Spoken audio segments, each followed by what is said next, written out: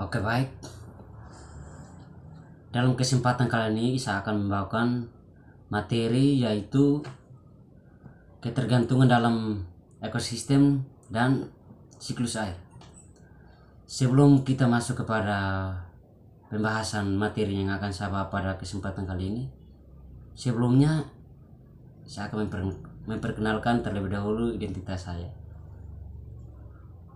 Jadi, nama saya Yuli Siramberia dengan nomor regis 14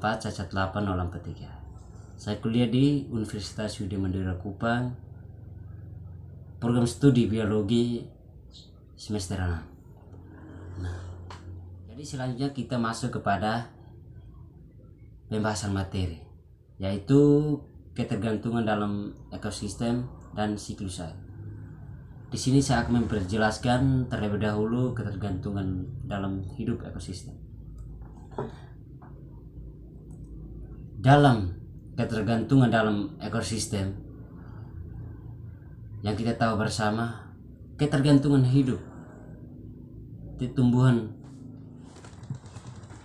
ketergantungan hidup tumbuhan kompleks mirip sekali dengan kehidupan kita sehari-hari, yang dimana kita saling ketergantungan satu sama lain dalam menghidupkan satu sama lain, yang di situ kita akan saling ketergantungan satu sama lain dalam kehidupan kita sehari-hari.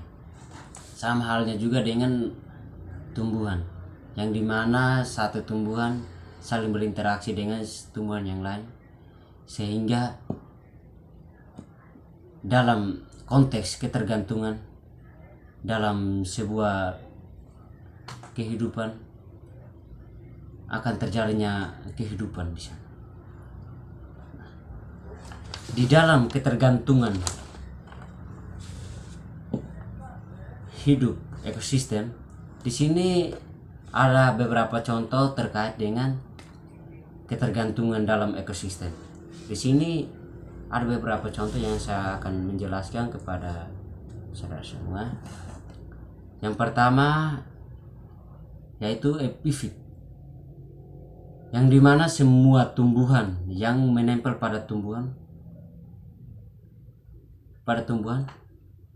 akan tumbuh pada tumbuhan tersebut. Di sini dalam contoh epifit ini menjelaskan di mana ketergantungan hidup dalam satu individu dengan individu lain, yang dimana menjelaskan dalam tumbuhan yang menempel pada satu tumbuhan itulah yang dinamakan ketergantungan dalam ekosistem. Di dalam ketergantungan ekosistem ini ada pula contoh yang satunya mengambil makanan dari satu, yang dimana itu ketergantungan mana dia membutuhkan makanan untuk kehidupannya, yang dimana dia mendapatkan makanan tersebut akan dengan sendirinya akan tumbuh dan berkembang. Disitulah munculnya ketergantungan. Yang kedua adalah parasit. Parasit ini dia memiliki dua pengertian, yaitu parasit semi dengan parasit sempurna. Yang ketiga yaitu mycorrhiza. Mycorrhiza ini dia menjelaskan hubungan simbiosis mutualisme antara cendawan dengan akar tumbuhan. Yang keempat modul akar, yang dimana dia menjelaskan bakteri rhizobium SPP dengan tumbuhan, yang dimana saling berinteraksi. Sebelum kita masuk kepada pembahasan yang berikut, yaitu siklus air, saya akan memperjelaskan interaksi tumbuhan dalam ekosistem. Dalam suatu ekosistem, berbagai jenis tumbuhan dan organisme yang lain bersama-sama saling berinteraksi satu sama lain dalam suatu komunitas.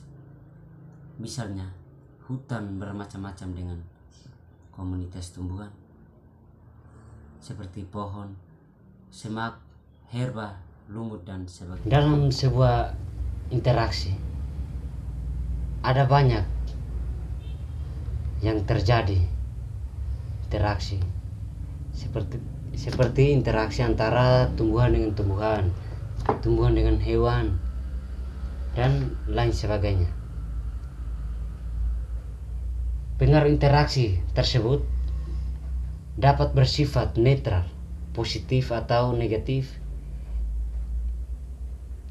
Interaksi terhadap tumbuhan atau makhluk itu berinteraksi.